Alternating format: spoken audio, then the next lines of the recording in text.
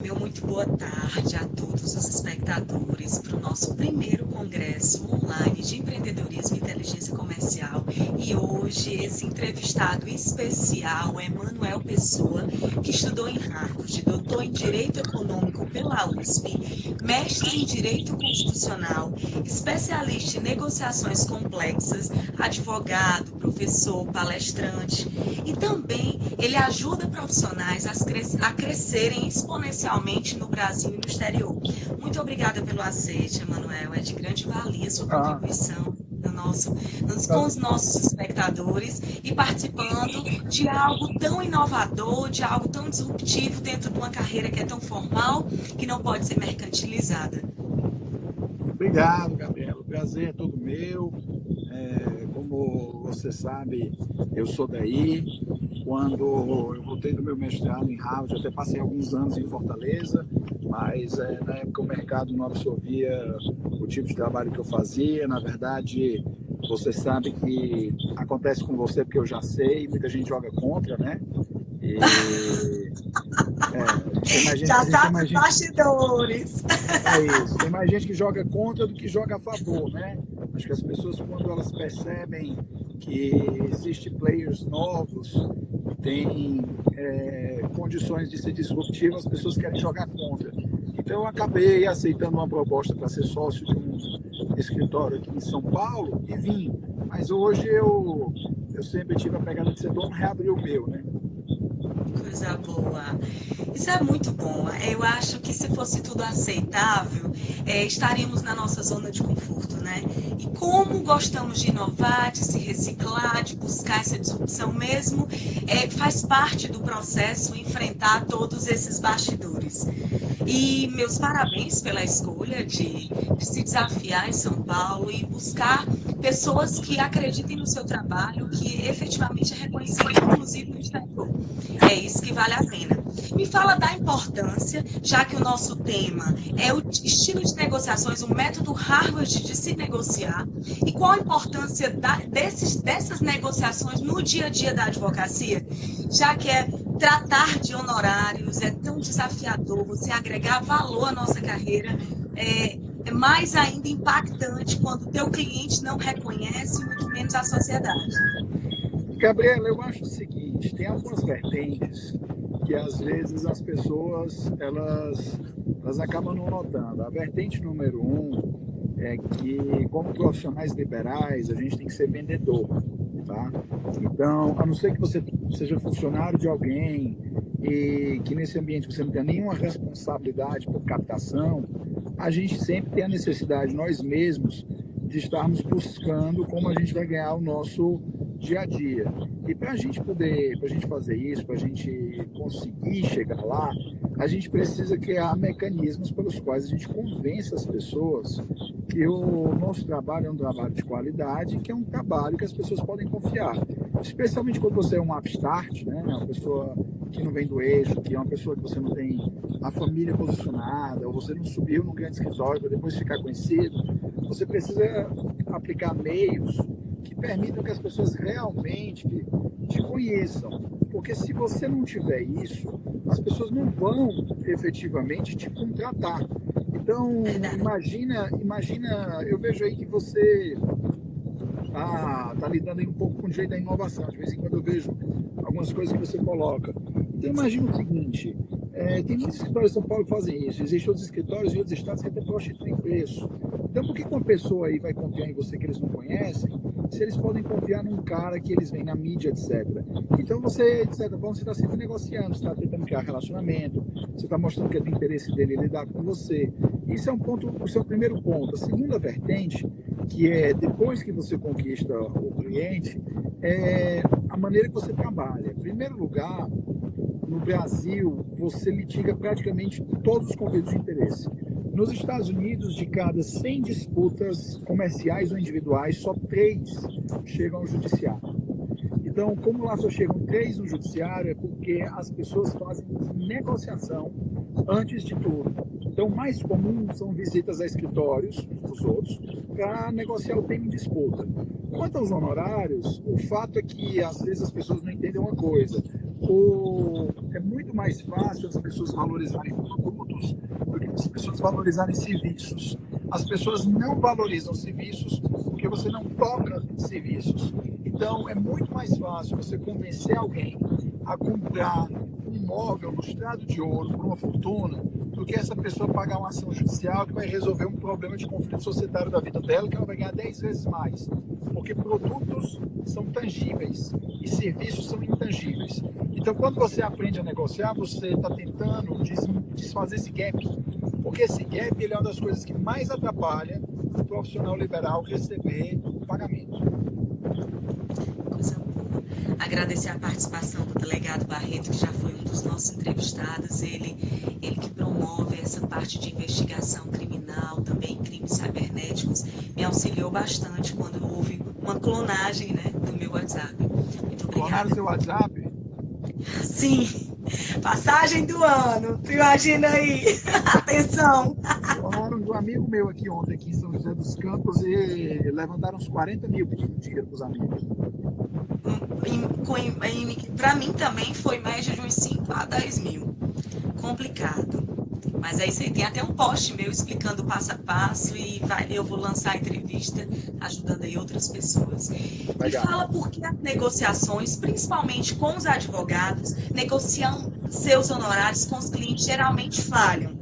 Por mais que você demonstre conhecimento, advogado geralmente tem a tendência a falar de leis e não entender do negócio do próprio cliente. Isso é um déficit muito grande e na inteligência comercial a gente está abordando bastante isso. E por que essa falha? É geralmente dessa comunicação, não saber a linguagem do cliente? Bom, são alguns pontos. O ponto número 1 volta para aquilo que eu te falei. O que a gente faz é serviços. Serviço não é um glitch vital. Você não valoriza tanto o serviço que você recebe quanto você valoriza o produto que você compra. Como é muito mais fácil você valorizar o produto do que o serviço, as pessoas tendem a desprezar o nosso serviço. Quando está necessitado, quando está precisando, quando está desesperado, essas pessoas querem pagar qualquer coisa. Mas na hora que o resultado sai, às vezes você fez só isso. Mas se for um produto, se for um brinquedinho de colecionador, se for uma pinturinha, for um kitzinho de desenho, estão dispostos a gastar uma fortuna, entendeu? Então existe aí uma questão de percepção de valor. Essa percepção de valor é terrível para serviços. O outro ponto não é que entende ou não entende do negócio. Embora isso é um ponto que é uma vantagem muito grande do meu escritório. Como eu tenho um business saving, a gente sempre lida com clientes que a gente entende o negócio dele, a gente participa de reuniões, é um pouco diferente, mas não é isso que faz a diferença na negociação do honorário. A diferença na negociação do honorário é porque, como muitas pessoas não valorizam o seu serviço, você não entende qual é a categoria de cliente que você está abordando. Então, por exemplo, existem dezenas de advogados de divórcio. Se você aceita fazer qualquer divórcio por R$500, você só vai atrair pessoas que podem pagar R$500 e vão regatear os R$500. Se você é uma pessoa que cobra 20 mil, talvez você demore bastante a pegar o primeiro cliente, porque você precisa mostrar qualidade para justificar esse preço. Mas a partir do momento que você tem qualidade e justifica esse preço, e você para de recusar os outros clientes, você vai mudar o tipo de clientela que você atrai. Isso é uma questão de posicionamento. Então é muito difícil para as pessoas que precisam ganhar dinheiro entenderem que elas têm que perder dinheiro por um tempo para se posicionarem. Porque se você não se posiciona, as pessoas não vão te conhecer pelo valor e pela especialidade que você quer. Se você reparar bem, existem clientes que quando vão conversar com você e você pede, sei lá, 5 ou 10 mil reais por um processo, eles se recusam a te dar. Mas depois eles contratam um outro advogado de nível mais baixo do que o seu e pagam 20 mil pela mesma ação.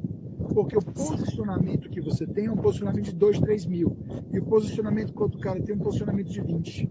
Então, para o cliente pagar 10, ele paga feliz.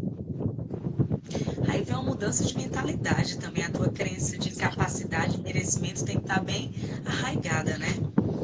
É mais uma questão de posicionamento. Porque a questão de qualidade, treinamento, no final do dia é o que você entrega. Tá? Então você precisa efetivamente ter com as pessoas a percepção de que elas enxergam em você alguém de valor. Você tem que ter uma história intangível para contar, porque afinal de contas, Por que que as pessoas compram certos produtos caros? Eu fui numa loja de vinho em Monte Verde e eu vi um vinho lá, achei bem caro. E eu não ia comprar, mas aí o cara começou a contar que naquele vinho, os frades, uma vez por semana, fazem canto gregoriano. E aí ele explicou que vinha daí o nome do vinho. E como tinha uma história, existia um ativo intangível por trás, isso me interessou e eu acabei comprando o vinho e ele era bom. Então, quando você não se posiciona, você não cria um ativo intangível. Você precisa criar o ativo intangível para que você tenha valor efetivo de mercado. Maravilha. Adorei. É como ajustar a mentalidade, o mindset para negociar de forma correta. Os advogados estão preparados para tal demanda, principalmente esses jovens advogados que estão arrojados por dinheiro, recebem a carteira da OAB, já se sentem super-heróis, né? E quando vê o mercado, a aceitação é bem mais desafiador do que o previsível. Então, o que que acontece? Eu vou te dar o aspecto sociológico, que é um problema. O mundo inteiro tem 2.500 faculdades de direito. Aproximadamente 1.300 delas estão no Brasil. Certo?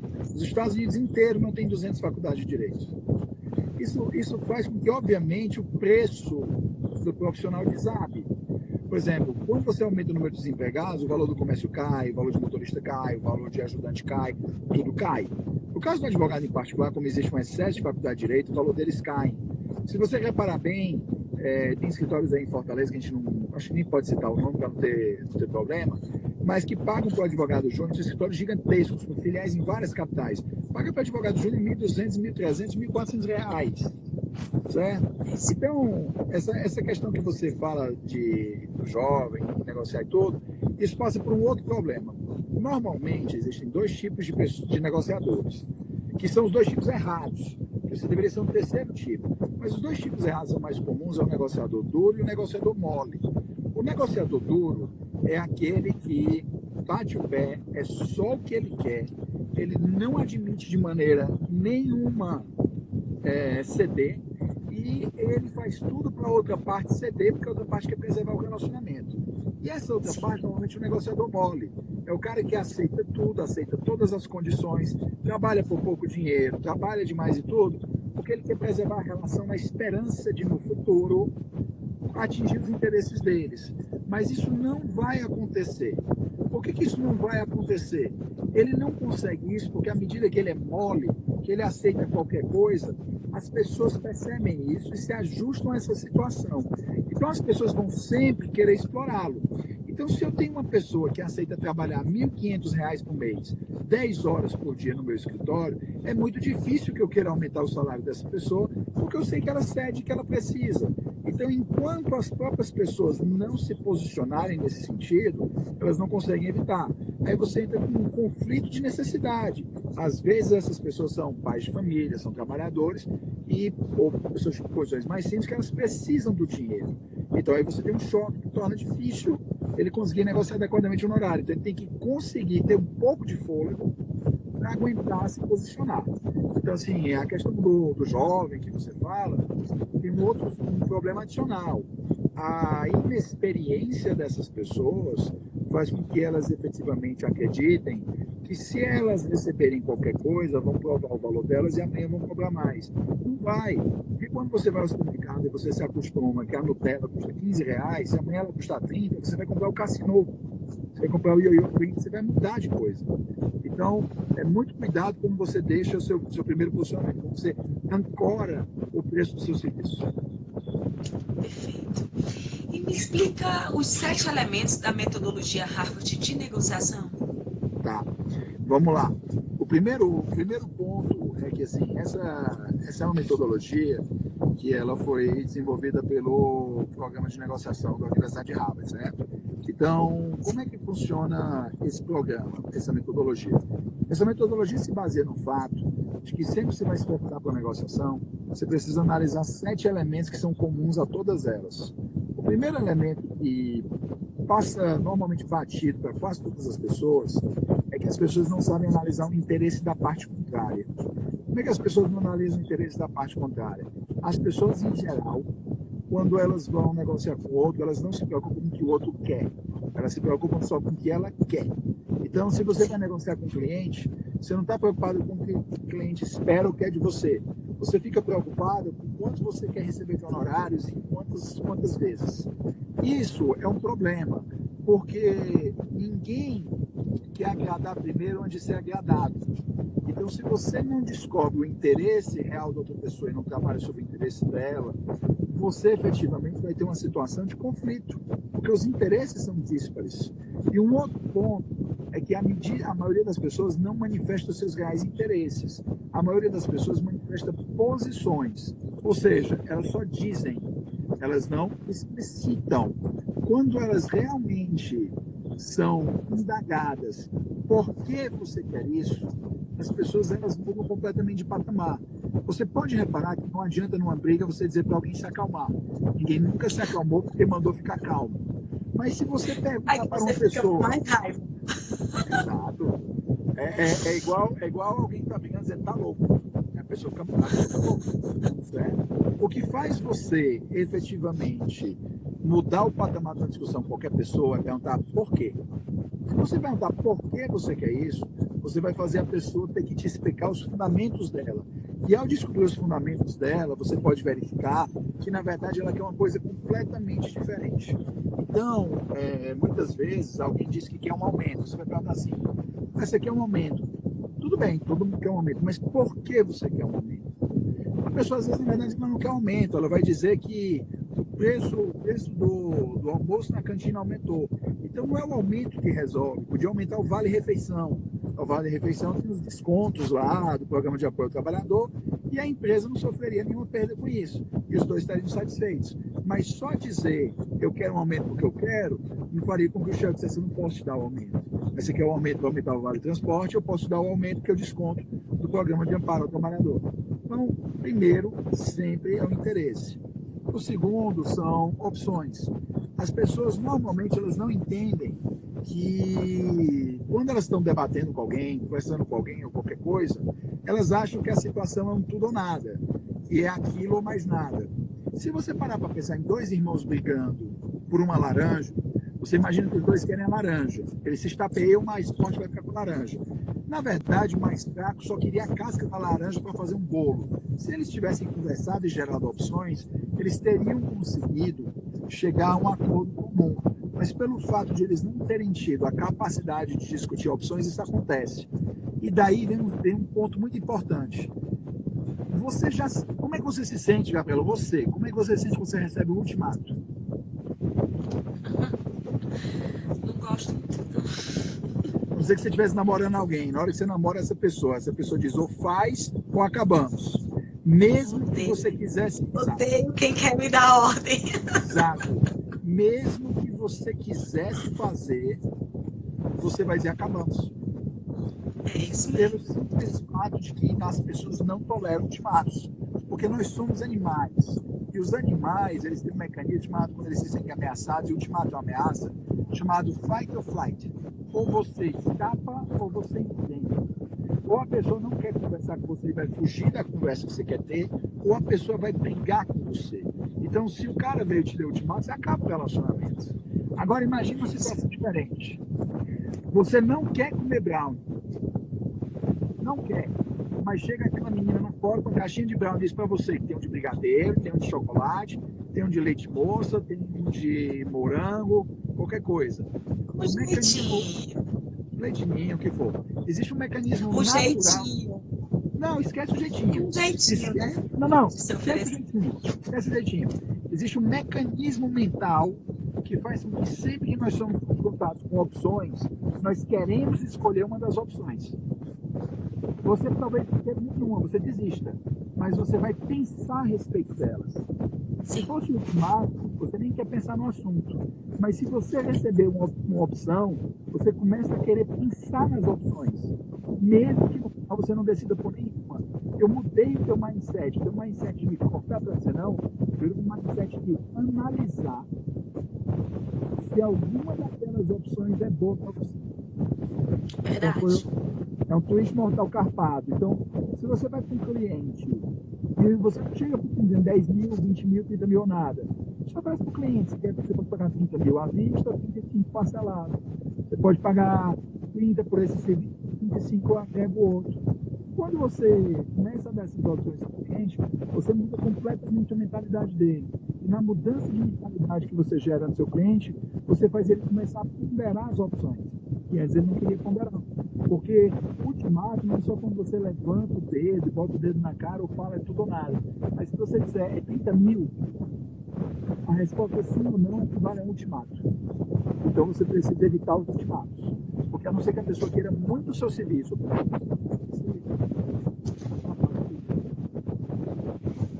O áudio está falhando. Tá melhor agora? Agora tá perfeito. Eu acho que estava tapando a mão.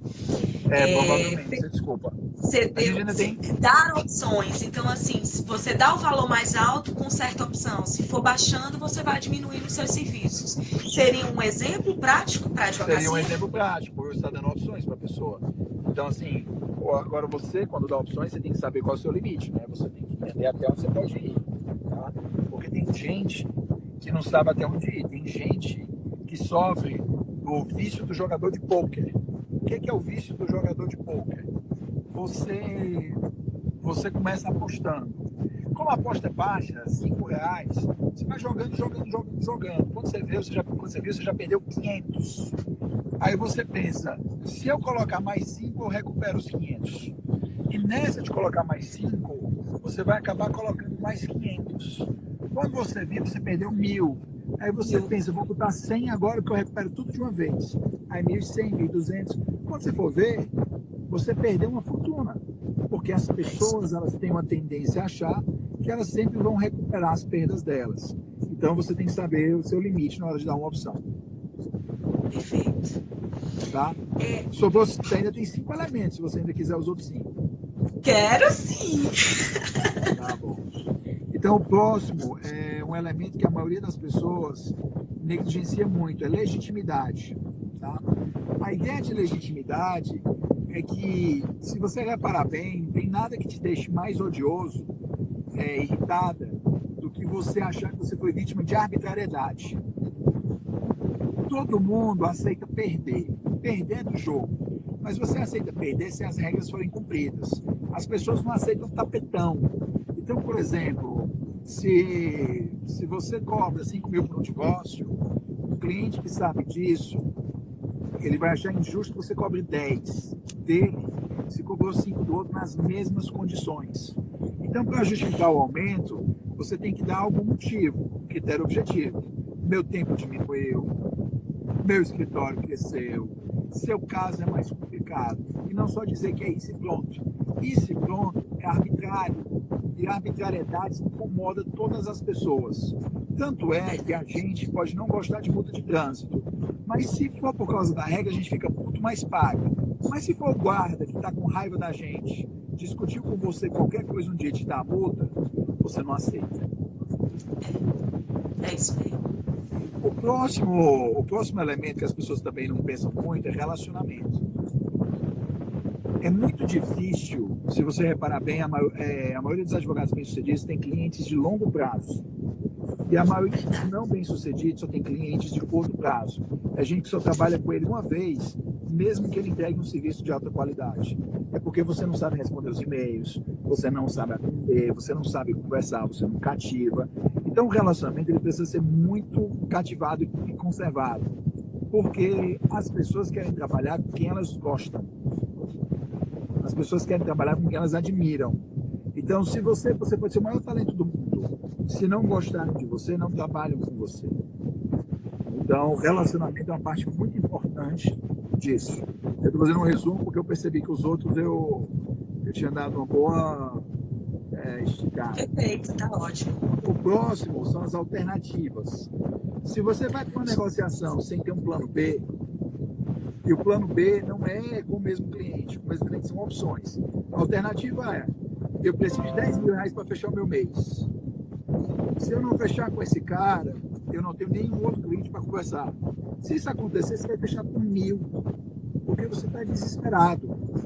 Se você vai negociar um aluguel, e eu preciso me mudar hoje do meu apartamento, eu fui negociar um aluguel hoje, Se eu não tiver um segundo apartamento em vista, ou um hotel para ir, ou um Airbnb pré-alugado, reservado, eu vou fechar o aluguel por qualquer valor, porque eu preciso de um lugar para ficar. Então você precisa ter alternativas. Dentro das alternativas, você tem que entender o seu limite, até onde você pode ir. Se o seu ganho nessa negociação for mais baixo do que o seu limite, é óbvio que você vai para a alternativa. Se o seu ganho for mais alto, você fica com o ganho atual e não pega a alternativa. Então, são maneiras que nós temos de entender efetivamente onde nós queremos chegar. Então, você precisa ter alternativas. Sem as alternativas, você não consegue, de maneira nenhuma, decidir de forma adequada aquilo que você precisa. Tá? Finalmente, o compromisso. Eu tenho certeza que as pessoas que estão nos ouvindo várias vezes passaram por uma situação muito desagradável. Elas negociam, elas explicam para o cliente o que vão fazer, elas apertam a mão, 2 dias depois o cliente desapareceu. Não assina procuração, não assina contrato, não conversa com você, Dá não a ideia, né? some, né? Você dá a estratégia toda que vai utilizar? Também depende. Quando a coisa é muito complexa, você tem que dar pelo menos o caminho para o cara saber que a empresa dele não está em risco. Quando a coisa é muito simples, qualquer coisa que você fizer permite a pessoa entender. Então, por exemplo, um divórcio, tiver uma estratégia, você que não tem que esconder de todo, não tem muito o que esconder o que você vai fazer no divórcio. Você vai entrar com a ação, você vai pedir a pensão, o que você vai dizer além disso? Não tem muito, né? Então, isso varia pela complexidade. Causas muito simples, você não tem como esconder estratégia, e causas complexas, você não tem como explicar tudo. Então, isso varia. Sobre eu querer explicar, normalmente eu explico para a pessoa entender, especialmente como aquilo se adequa no negócio dela. Então, por exemplo, eu faço internacionalização de empresas. Quando eu vou fazer isso, eu não explicar para o cara o que é uma estratégia de ele entrar no mercado externo, se eu não explicar para ele como é que eu ajudo ele a arrumar parceiros locais, esse cara não quer prestar o serviço, porque é muito duvidoso para ele fazer algo no qual ele não tem conhecimento. O som está abafado novamente. Fica duvidoso para alguns clientes celebrarem contratos em coisas que eles não sabem o que vai ser feito. Mas voltando, só para você entender melhor, você precisa ter uma estratégia que quando você vai para o cliente, você já tem um contrato pré-formatado por você no seu computador. Ele fechou com você, você já muda na hora, imprime e assina.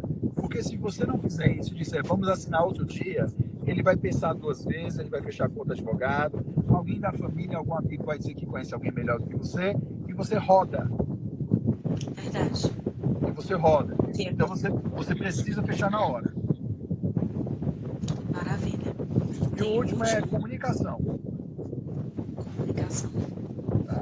As pessoas têm uma dificuldade muito grande de se comunicarem. Eu vou te perguntar uma coisa. Quantas vezes você já teve uma seguinte discussão num relacionamento, você que está ouvindo a gente? Vou te buscar 10 da noite. Tá bom. Você está atrasado 10h10. Aí é um problema. Eu sou do outro lado liga. Você está atrasado. Deixar a mulher esperando. Não, vamos lá, você está atrasado. Você fala, o trânsito está ruim, mas está atrasado. Nem por que não avisou? Eu deixo de ser nervoso, de ser nervosa. Aí tá me chamando de nervoso? Tô. Por que está sendo grosso? Não estou sendo grosso, eu estou mentindo. Aí começa. A discussão era se chegar ou não chegar no horário. A discussão agora é já se é mentiroso, se é doido, se é grosseiro, se é mal educado.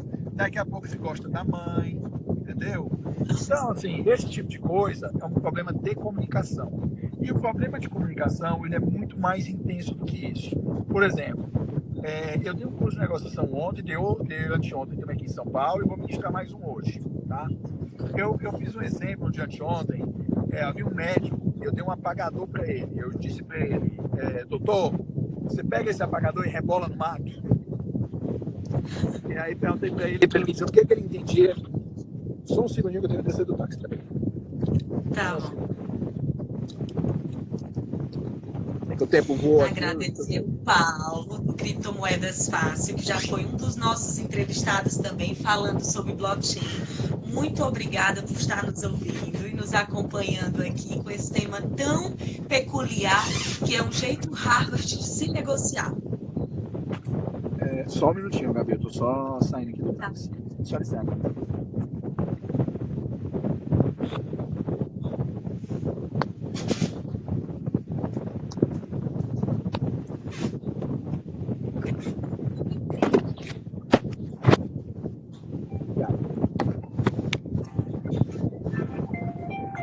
Tchau, obrigado. Então, Gabi, o grande problema... Eu acho que eu fiz alguma coisa aqui, peraí. Pronto, tchau, obrigado. Então, Gabi, o grande problema que a gente tem aqui... Vou parar aqui, peraí. Eu estou indo aqui para a reunião aqui do lado. O grande... emoção não para. Que amanhã eu vou viajar e aí tudo bom.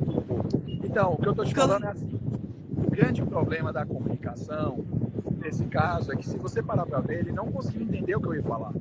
E a gente não entende as pessoas, às vezes, por diferença linguística.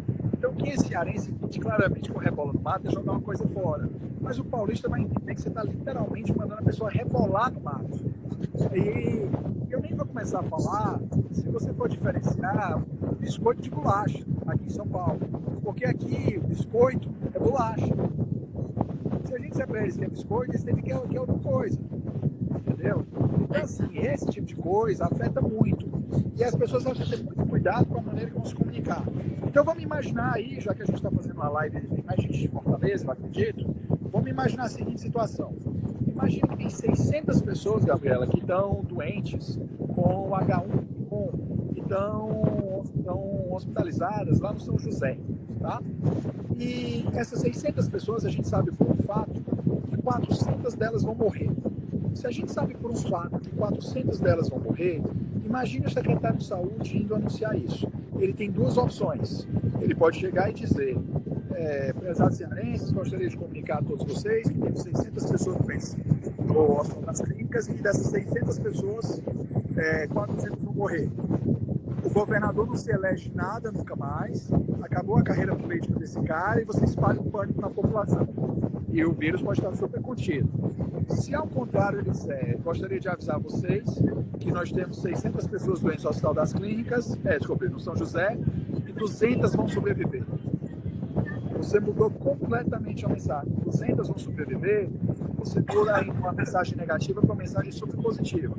E se você for além disso, imagine essa situação, o Red Hunter, ele fica com um mês de salário da pessoa que arruma um emprego para ele, na média normal. Se na hora que for fazer isso, o Red Hunter disser você vai ganhar 10 mil reais por mês, o meu serviço vai custar 10 mil reais. A pessoa vai enlouquecer. Mas se o Red Hunter vai dizer o meu serviço vai custar 1/12 do seu salário anual, a pessoa vai pensar, é só 1/12, ela fecha. Então, depende muito de como você comunica a mensagem. O Red Hunter dizendo que é 1/12, ele fecha o cliente, o Red Hunter dizendo que é 10 mil reais, ele perde o cliente. Então, a comunicação é essencial. Perfeito. E quais ferramentas de negociações avançadas que você poderia explicitar para a gente? Agora, o seu som ficou ruim, Gabi. Ferramentas. Quais ferramentas de negociações avançadas que você poderia explicitar além disso? Então, primeiro que eu acho que é mais para todas as pessoas que, especialmente que têm pouca experiência, seria que elas aplicassem os 7 elementos, fizessem um mapa com todos esses elementos antes de os aplicar, no sentido de que elas registrem o que é cada um desses elementos que elas vão participar da negociação. Quando elas fazem isso, elas já melhoram 1000% o que elas vão fazer. Um outro ponto importante, uma outra ferramenta importante que as pessoas podem sempre usar é criarem rapport. Pouca gente cria rapport de verdade. Para você criar rapport com a outra parte, você precisa entender uma coisa. Existe uma diferença entre normas sociais e normas econômicas. Eu vou te dar um exemplo. Você imagina que eu me caso e que no final do ano eu vou passar o Natal na casa da minha sogra. E ao passar o Natal na casa da minha sogra, imagine que ela faz um peru, bacalhau, arroz de passas, o que você quiser, ela faz todos esses produtos. Quando ela faz isso, eu posso ter duas reações ao final, acreditando que ele foi o melhor jantar na minha vida. A primeira reação, eu tiro a colherzinha, bato na taça, e quando eu faço isso, eu digo, minha sogra, eu quero dizer para a senhora que foi o melhor jantar da minha vida. E em função disso, eu quero lhe dar um presente. e aí eu abro a carteira e dou R$ 500 para minha sogra. Qual que você acha que é a reação da família? Nossa! Além do elogio, ainda dá um presente desse. Não, Gabi, se eu der R$ 500 para minha sogra no jantar, Gabi, acabou minha relação com ela. Porque ela vai achar que eu estou comprando ela. Se ao contrário, eu me levantar e pegar uma caixa de bombom de R$ 29,90 da Cacau Show e der para ela vai se apaixonar por mim mesmo que ela odeie Cacau Show. Por quê? Porque existe uma diferença entre normas sociais e normas econômicas. Eu vou te dar um exemplo menos esdrúxulo, porque os R$ 500 pode tentar muita gente. Você está caminhando no meio da rua, Eu acho. Você está chegando no seu Gostaria mais do que a caixa de chocolate. Não, você está chegando no seu prédio, e em frente ao seu prédio tem um cara descarregando um colchão. E o vizinho? Ele te pede, vizinha, você pode me ajudar? Você ajuda. Mas se ele chegar assim, vizinha, eu vou te dar R$ 1 se você descarregar o colchão comigo. Você vai querer R$ 1 ou você vai mandar ele pastar? É complicado porque R$ 1 vai afetá-lo, com certeza. Então, as pessoas não entendem que existe uma diferença muito grosseira entre o que é uma norma econômica e uma norma social. Você não cria rapport usando normas econômicas, você cria rapport usando normas sociais. Você convida a pessoa para conversar, para tomar alguma coisa, para ir para um happy hour, vão almoçar juntos, conversa sobre a família, entrega um pouco dos seus interesses para a pessoa entregar um pouco dos dela e faz isso de uma maneira equilibrada, que as pessoas elas efetivamente tenham trocas. E aí sim você cria um rapport, uma relação de confiança. Isso vale a pena, tá? Isso é uma outra ferramenta. E uma outra ferramenta que é muito útil é sempre posicionamento. Posicionamento numa negociação pode ser chamado de ancoragem. É quando você delimita desde o começo o que é o seu preço e suas condições de trabalho. Porque a negociação ela vai girar inteira em torno daquela faixa. Então não adianta você negociar tudo sem discutir preço. Porque se você fizer tudo isso, a parte vai ter a impressão de que o preço é o dela. Se você discute o preço com a parte, antes de finalizar a negociação, a parte vai ancorar que o seu serviço custa tanto. Então a negociação vai ficar ao redor daquilo. Então a ancoragem ela é um elemento extremamente importante também como ferramenta.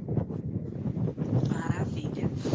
E qual a diferença entre negociação suave e negociação dura?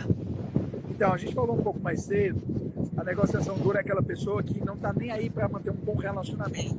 Ela só pensa em ganhar naquele momento e não importa se ela não vai ter mais negócio com a pessoa, ela quer ganhar naquela hora. É a pessoa que bate o pé e precisa vencer naquele momento.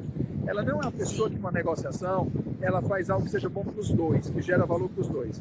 Ela é uma pessoa que faz tudo para ganhar sozinha. E ela faz isso, normalmente sendo birrenta, sendo inconveniente, sendo insistente, batendo o pé. Isso é como um relacionamento de casal, o namorado ou namorada que conquista as coisas enchendo o saco do outro e o outro aceita para manter o relacionamento.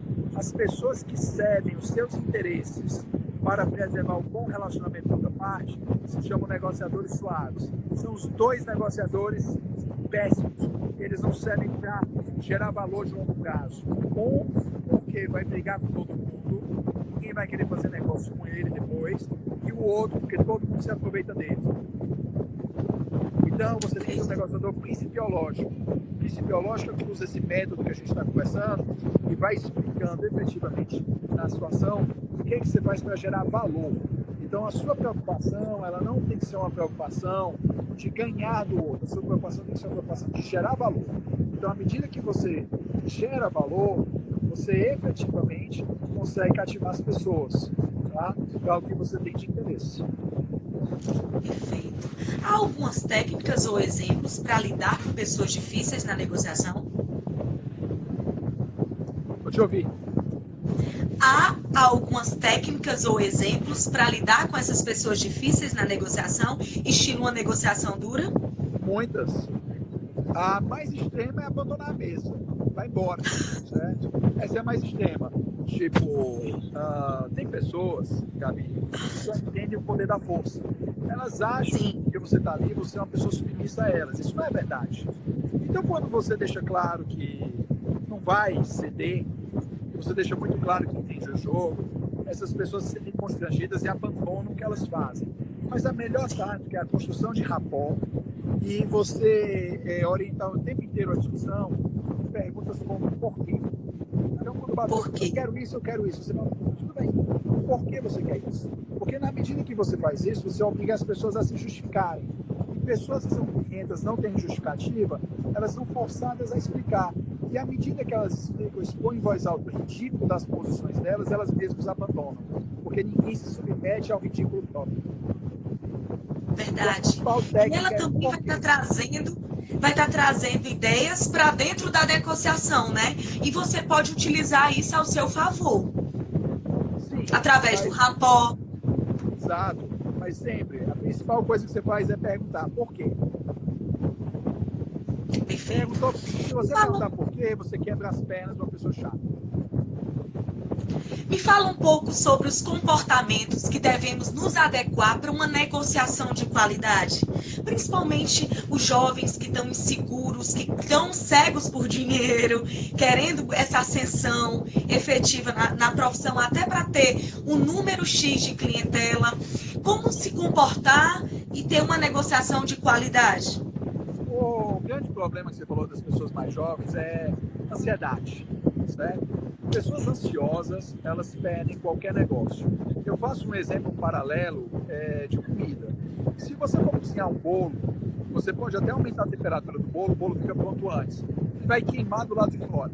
Mas o lado de dentro ainda é bom, então você salva muita coisa. Mas se você for cozinhar um soufflé, colocou o soufflé no forno, se você não seguir a temperatura exata, ele vai murchar. Então, ou seja, se você aumentar a temperatura do forno, achando que vai assar o soufflé mais rápido, ele vai só murchar. Então, a negociação é um soufflé. Se você tiver uma pessoa que é ansiosa, uma pessoa que ela vai atuando naquilo de forma assodada, correndo, fazendo exigências, demandando, ela assusta a outra parte. Até porque a ansiedade ela é uma demonstração cabal de inexperiência, cabal de incompetência. Então, sempre que você está lidando... Tá abafado.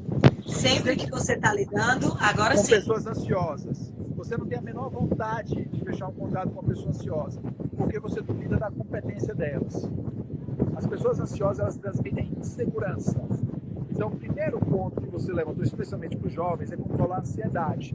Porque se eles não são capazes de controlar a ansiedade numa negociação, eles passam a ideia de que tudo que eles têm falado de positivo é perfumaria, que eles não têm competência, que na verdade é uma perda de tempo pensar em seguir com eles. Então, o primeiro ponto é controlar a ansiedade. O segundo ponto é você se preparar adequadamente.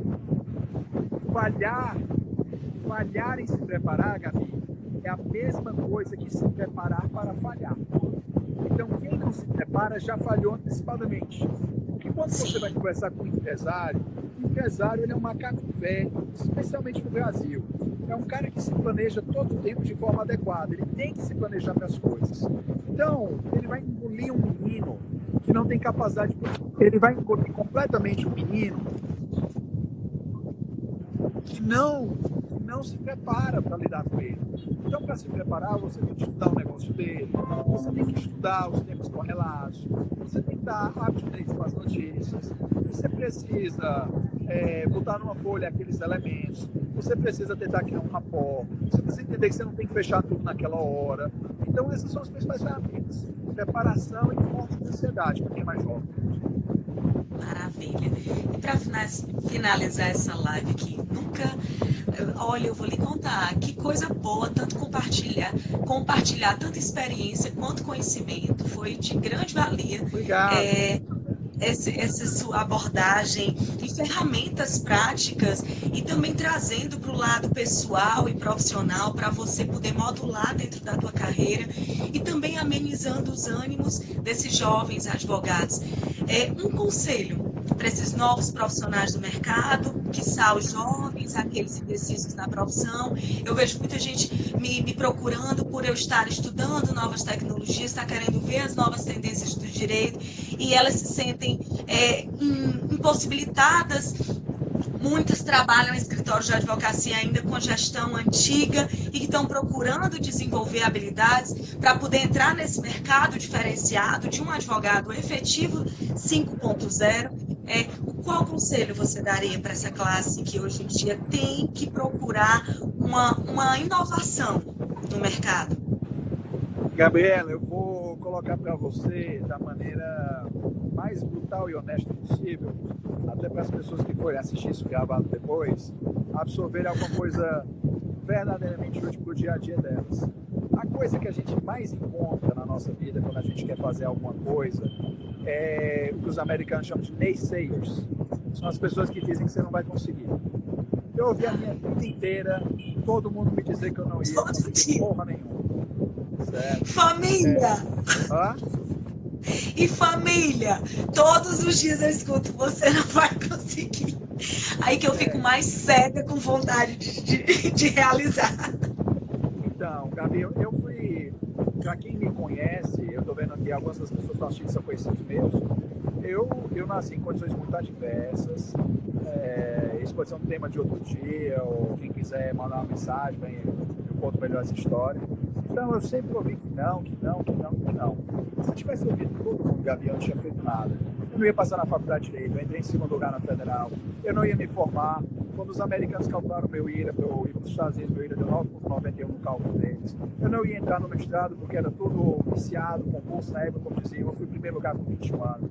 Meus professores da faculdade diziam, os que eu pedi a carta de recomendação, diziam, porque você quer estudar nos Estados Unidos, você não vai passar, não vai entrar, eu fui para Harvard. O pessoal dizia, você aprendeu inglês sozinho, mas você tem sotaque de cearense, você não vai fazer nada que presta lá. Eu fui presidente de turma. O pessoal dizia, você não vai fazer nada.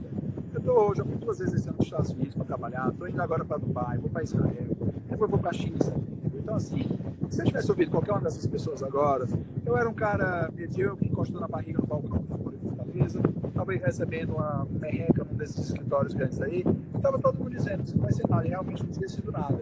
Então, para quem quer alguma coisa, ignora, entendeu? Porque você só presta contas a 3 pessoas no final do dia. Você presta contas a Deus, ao seu travesseiro e à sua mãe. Então, o resto é besteira.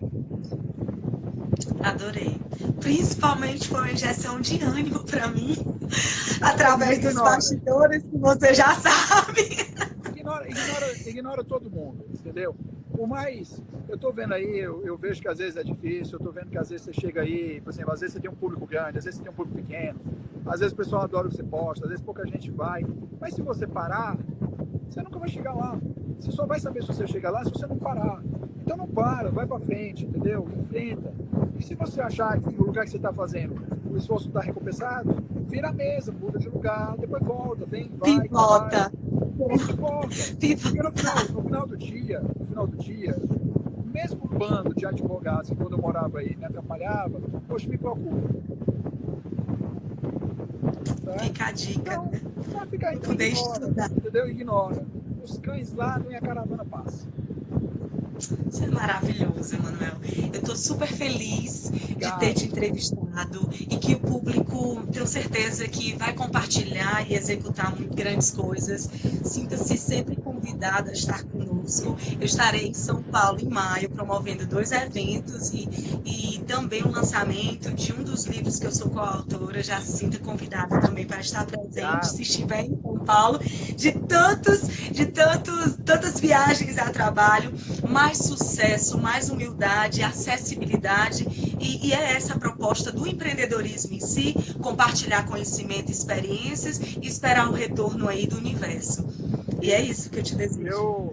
Eu só tenho a te agradecer, acho que você está fazendo é muito legal, eu tenho certeza que logo mais vai pegar muita atração, porque você é persistente, eu acho que essa é a principal característica, não é talento, não é nada, você tem isso, mas assim, a principal característica é persistência. Eu fico muito feliz de ver aí a sua persistência. Eu sou uma pessoa que as pessoas que querem crescer, no que eu puder eu ajudo, então vamos para frente. Eu espero estar em Fortaleza em maio, estou vendo se eu vou lançar um curso aí em Fortaleza em maio, de negociação, ou outro que a gente tem aqui também que é de inovação. Então, parte dessas viagens é para captar investimento, né, para investir em inovação. Então, vamos falando. Um abraço a todo mundo e muito, muito obrigado. Fica com Deus. Um forte abraço. Muito obrigada a todos os espectadores. Tchau, tchau. Obrigado, tchau, obrigado.